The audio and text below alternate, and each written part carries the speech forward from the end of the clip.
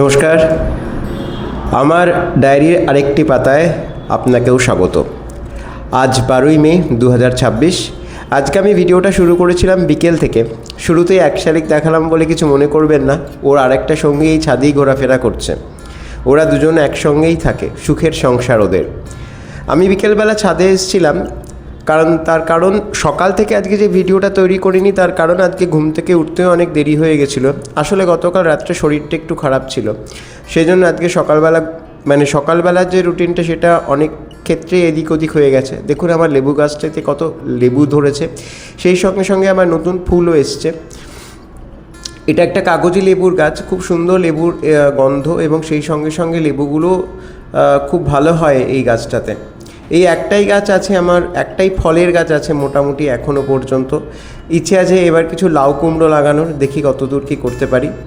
জবা গাছগুলোতে আগামীকাল বেশ ভালোই ফুল পাওয়া যাবে, আর সেইগুলো দেখতেই মেনলি ছাদে আসা। সুজয় অনেকক্ষণ আগেই ছাদে জল দিয়ে চলে গেছে, আমি তখন অফিসের কাজে ব্যস্ত ছিলাম তাই আসতে পারিনি।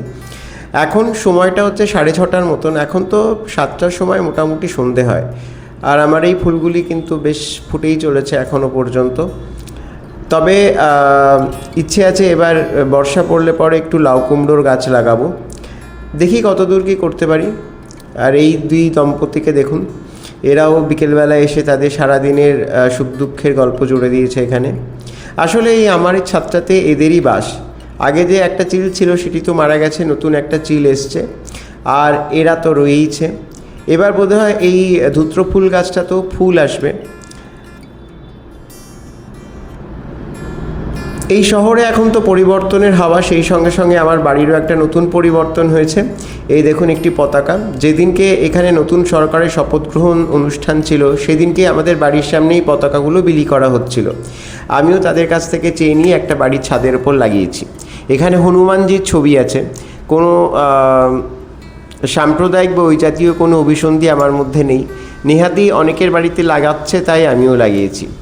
আকাশে মেঘ জমতে শুরু করেছে, বোধহয় আজকে সন্ধ্যের পর বৃষ্টি নামবে। দেখা যাক, বৃষ্টি নামলে গরমটা একটু কমবে, ভীষণ গুমোট একটা গরম পড়েছে।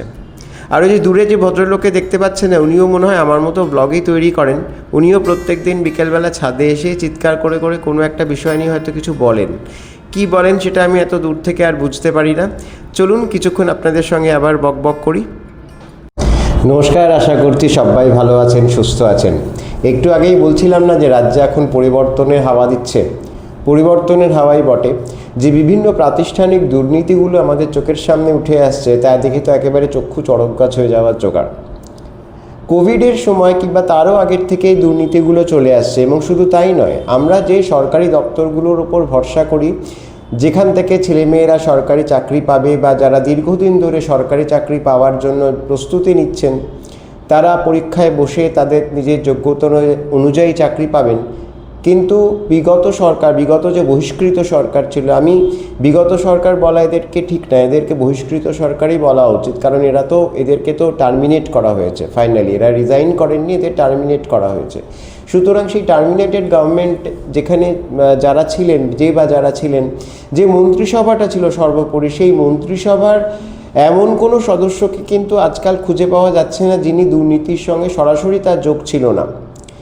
দুদিন আগে দমকল মন্ত্রীকে ধরা হয়েছে, এবং সেখান থেকে যা তথ্য বেরিয়ে আসছে সেটা কিন্তু কি বলবো, চোখকে কপালে তুলে দেওয়ার পক্ষে সেটা যথেষ্ট।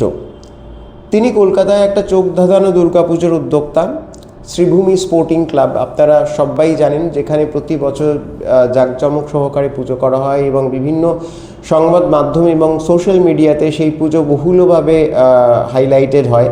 কলকাতার অন্যতম জনপ্রিয় পুজো একটা, এবং সেই পুজো উপলক্ষে তো সেখানকার রাস্তাঘাট আটকিয়ে একেবারে বিশেষ ব্যবস্থা করে সেই পুজো প্রত্যেককে দেখতে হয়। আমাদের সাধারণ মানুষরা যখন যায় তো তখন সেখানে হাঁটতে হাঁটতে তো আমাদের জুতোর সুতলা হয়ে যাওয়ার জোগাড়, আমাদের মতো বিশেষ করে লোকেদের যাদের হাঁটুর সমস্যা আছে, চলতে সমস্যা আছে। তো যাই হোক, ওসব ছাড়ুন, কিন্তু সেই দুর্নীতির প্রসঙ্গে আসি।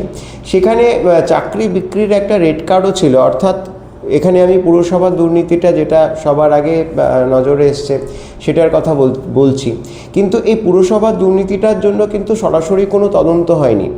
প্রাথমিক শিক্ষায় চাকরি চুরির যে দুর্নীতিটা ধরা পড়েছিল বা যে দুর্নীতি তদন্ত হচ্ছিল, সেই তদন্ত করতে করতে তদন্তকারীরা এই দুর্নীতিটির হদিশ পান এবং সেখানে ঢুকে তারা দেখেন যে শুধুমাত্র একটি পুরসভা নয়, বিভিন্ন পুরসভায় এই চাকরি বিক্রির চক্র চলেছে দীর্ঘ দিন ধরে। যখন কোভিডের সময়, যখন সারা পৃথিবী যখন একেবারে অকেজো হয়ে গেছে, তখন কিন্তু এই চোরেরা কিন্তু প্রচুর পরিমাণে সক্রিয় ছিল। সেই সময় দেখা যাচ্ছে যে এদের বিভিন্ন অ্যাকাউন্টে কোটি কোটি টাকা জমা পড়েছে এবং সেটা সাধারণ মানুষের টাকা। কোথাও এরা চাকরির পরিবর্তে টাকা নিয়েছেন, কোথাও এরা চাকরির পরিবর্তে তাদের জমি এবং যে স্থাবর সম্পত্তি ছিল সেগুলোকেও দখল করতেও পিছপা হননি। সুতরাং বুঝতেই পারছেন যে এই প্রাতিষ্ঠানিক দুর্নীতিটা কোথায় গিয়ে পৌঁছেছে। প্রাতিষ্ঠানিক দুর্নীতির আমরা প্রথম হয়তো সন্ধান পেয়েছিলাম যখন অভয়ার কাণ্ডটা আমাদের চোখের সামনে এসেছিল, যখন আমরা দেখেছিলাম যে একটি সরকারি হাসপাতালে তার কর্মক্ষেত্রে একজন ডাক্তার কিভাবে নিগৃহীতা হয়ে খুন হয়ে যান। সেই সময় কিন্তু চোখের সামনে এটা স্পষ্ট ধরা পড়েছিল যে তারপরে আমাদের সেই বরখাস্ত হওয়া মুখ্যমন্ত্রী তিনি বলেছিলেন যে মেয়েরা রাত্রিতে 8টার পর আর বেরোবেন না। ঠিক আছে, তো রাত্রি 8টার পরে এই শহরটা মেয়েদের কাছে আর নিরাপদ নয়। তো এই জিনিসগুলো সমস্ত আমরা দেখে এসেছি এতকাল ধরে। আর সেই সঙ্গে সঙ্গে আজকে যে তদন্তগুলো চলছে, একটা তদন্ত চলছে না, অনেকগুলো চলছে সাইমেলটেনিয়াসলি। তো সেখানে আমার একটাই বক্তব্য যে সেটা হচ্ছে যে এই তদন্তগুলোর আমরা একটা শেষ দেখতে চাই। আমরা এতকাল ধরে দেখে এসেছি তদন্ত হলো, বিভিন্ন সংবাদ মাধ্যমে এই নিয়ে হইচই করা হলো, সাধারণ মানুষ হইচই করলেন, বিক্ষোভ হলো, প্রতিবাদ হলো। তারপরে কিন্তু যারা অভিযুক্ত তারা জেলে ধরাও, যাদেরকে জেলেও পাঠানো গেল, কিন্তু তারা জেল থেকে আবার বেরিয়েও এলেন। শুধু বেরিয়ে আসা নয়, তারা বেরিয়ে এসে তারা ভোটেও লড়লেন, সেরকম আমরা এবার দেখলাম। সুতরাং এই যে জিনিসটা চলছে, এই যে একটা সাইক্লিক অর্ডারে এই জিনিসগুলো চলছে, এই সাইকেলটাকে ভাঙা উচিত। অন্তত কিছু কিছু ক্ষেত্রে আমাদের সামনে এই জিনিসটা আসা উচিত যে আমাদের মতো মধ্যবিত্ত মানুষের সামনে যে এই যে তদন্তগুলো, এই যে দুর্নীতিগুলো, এই যে অরাজকতাগুলো, এগুলো চলে যাচ্ছে সমানে, তার একটা শেষ আছে। আমরা এর শেষ দেখতে চাই। আমরা সাধারণ মানুষ হিসেবে, সাধারণ নাগরিক হিসেবে, খেটে খাওয়া মানুষ হিসেবে আমরা এর শেষ দেখতে চাই। এখন বিভিন্ন লোক বিভিন্ন জনের গায়ে কাদা ছোটাবেন। কেউ কেউ এরকমও মনে করবেন যে আমরা তো বলেইছিলাম এরকম হয়, এরকম হচ্ছে, এরকম হতে পারে। কিন্তু ঘটনাটা হচ্ছে যে এই যে চক্রটা আছে, এই রাঘব বোয়ালরা কারা এটাকে পেছন দিক থেকে চালনা করতেন। আমরা সবাই চাই সেই লোকগুলোর, সেই মুখোশওয়ালা মানুষগুলো সবার সামনে আসুক, তাদের বিচার হোক।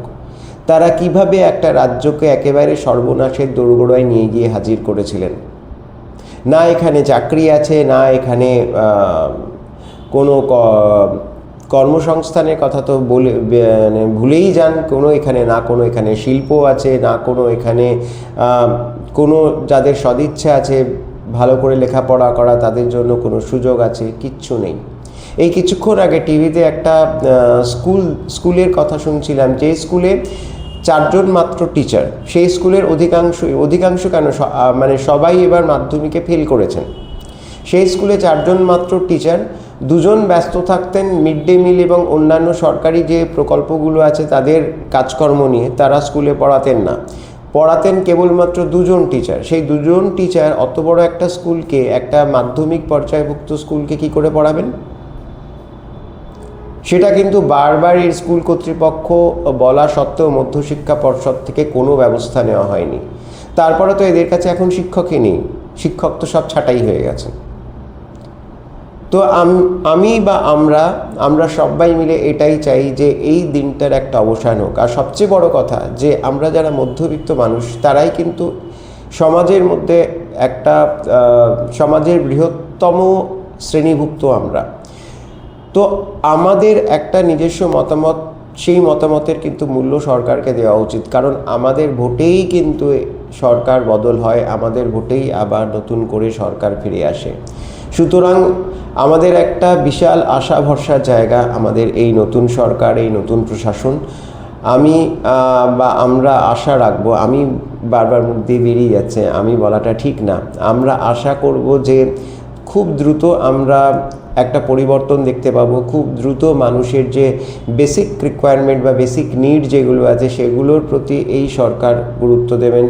মেয়েরা নির্ভয়ে রাস্তায় বেরোতে পারবে, কোনো বাধা নিষেধ থাকবে না, এবং সর্বোপরি যে তদন্তগুলো চলছে এই তদন্তগুলোর আমরা একটা শেষ দেখতে পাবো, এবং যেসব রাঘব বোয়ালরা এই সব দুর্নীতিগুলির পেছনে ছিলেন, অর্থাৎ যারা এই দুর্নীতিগুলি পরিচালনা করে এসছেন দিনের পর দিন, তাদের পরিচয়টা আস্তে আস্তে আমাদের সবার সামনে উদ্ঘাটিত হবে এবং তারা প্রকৃত অর্থেই শাস্তি পাবেন।